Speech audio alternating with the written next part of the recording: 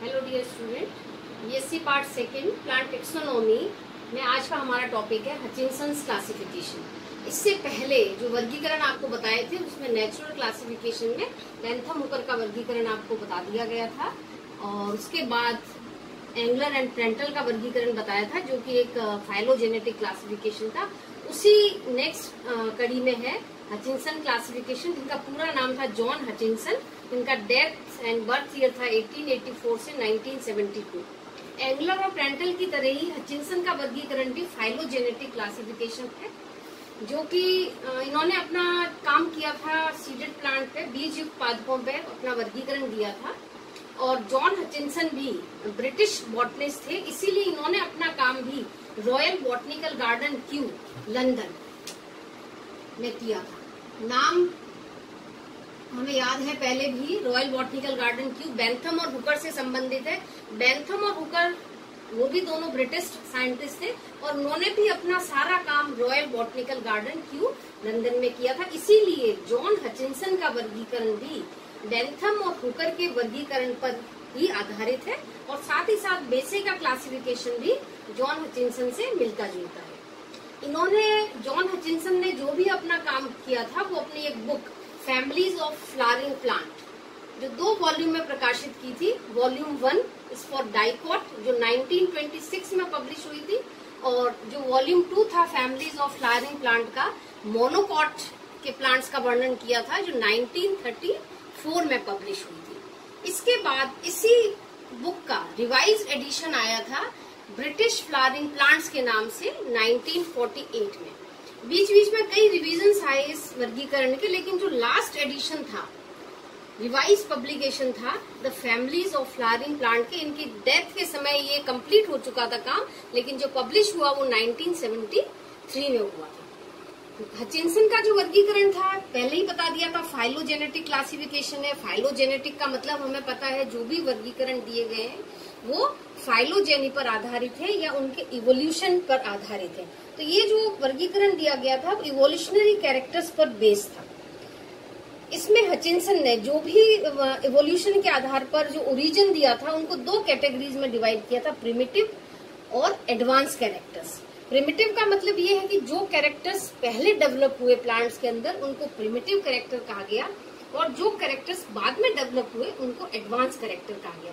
तो maximum 24 characters के basis पे इसका इवोल्यूशन माना गया है प्लांट्स का और वो कैरेक्टर्स यहाँ पर इन्होंने दिए गए।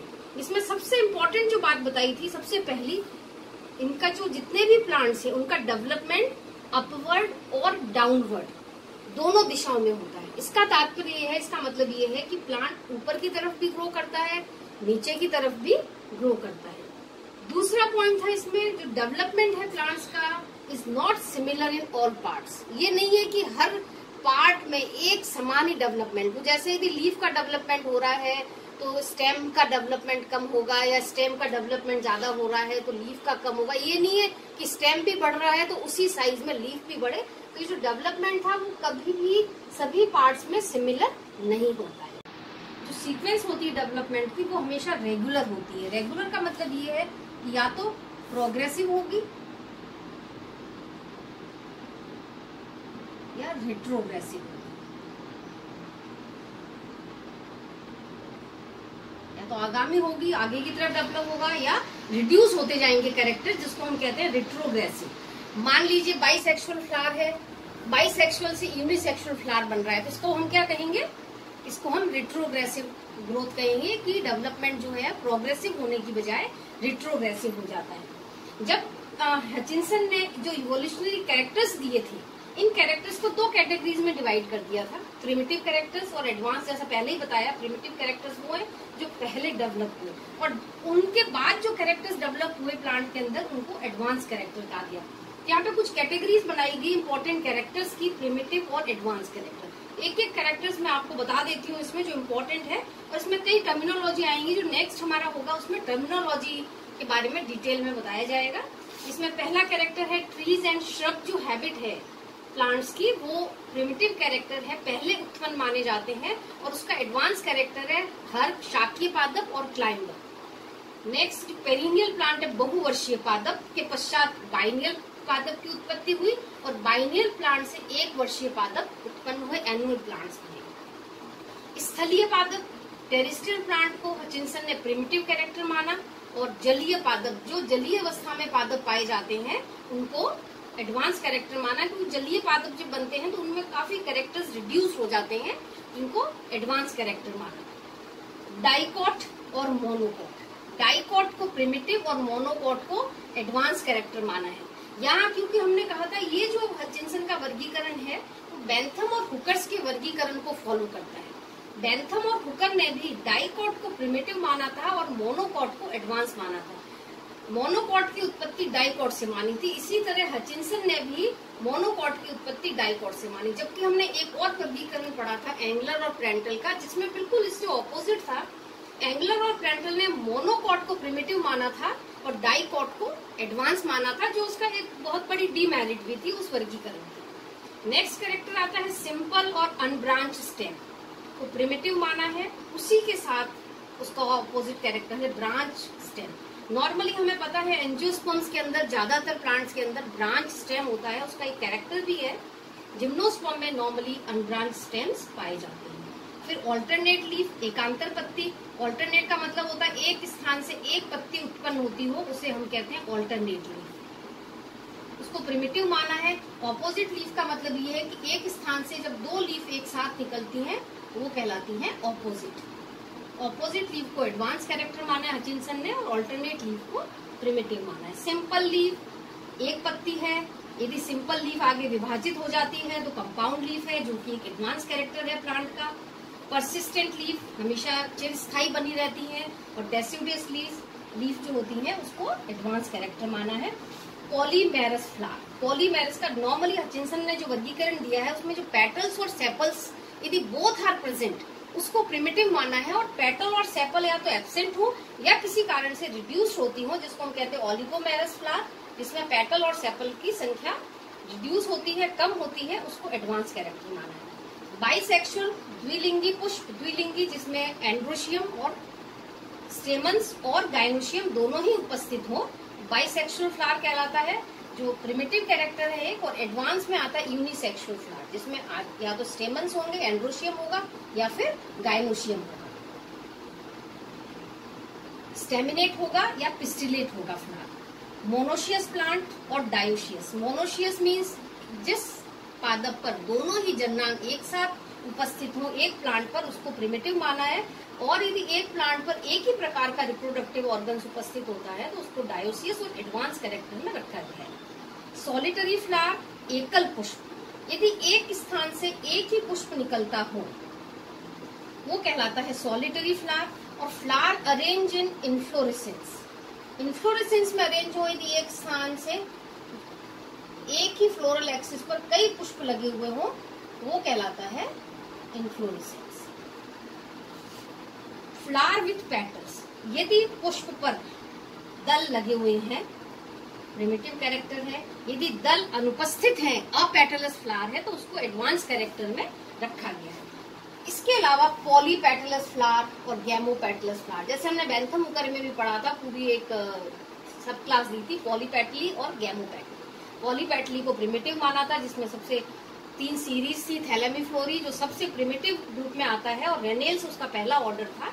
इसी तरह इन्होंने भी पॉलीपेटलस कंडीशन को, जिसमें दल पृथक हो, उसको प्रिमिटिव माना है, और जब दल संयुक्त होती है गैमोपेटलस कंडीशन होती है उसको हमने एडवांस कैरेक्टर में हचिंसन ने रखा है। एस्टाइजेशन जो नॉर्मली ट्विस्टेड, इम्ब्रिकेट और वॉल्वेट 3 तरह के होते हैं, तो सबसे प्रिमिटिव है ट्विस्टेड, ट्विस्टेड से ओरिजिन होता है इम्ब्रिकेट का और इम्ब्रिकेट से ओरिजिन होता है वॉल्वेट का। एस्टाइजेशन क्या होते हैं, किस तरह के हैं, वो हम नेक्स्ट जब पढ़ेंगे टर्मिनोलॉजी उसमें डिटेल में इसके बारे में बात करेंगे।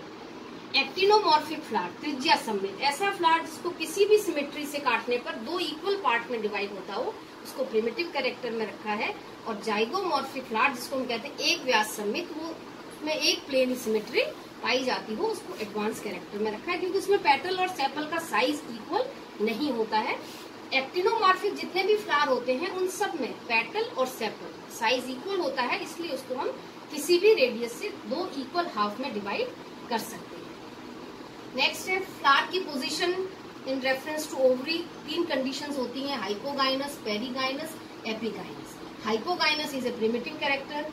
इससे नेक्स्ट आता है पेरीगाइनस और एपीगाइनस। जब फ्लावर हाइपोगाइनस होता है तो यहाँ पर ओवरी इज सुपीरियर, ओवरी की पोजीशन सुपीरियर होती है, बाकी फ्लोरल पार्ट ओवरी के नीचे उत्पन्न होते हैं। पेरीगाइनस और एपीगाइनस में ओवरी इंफीरियर,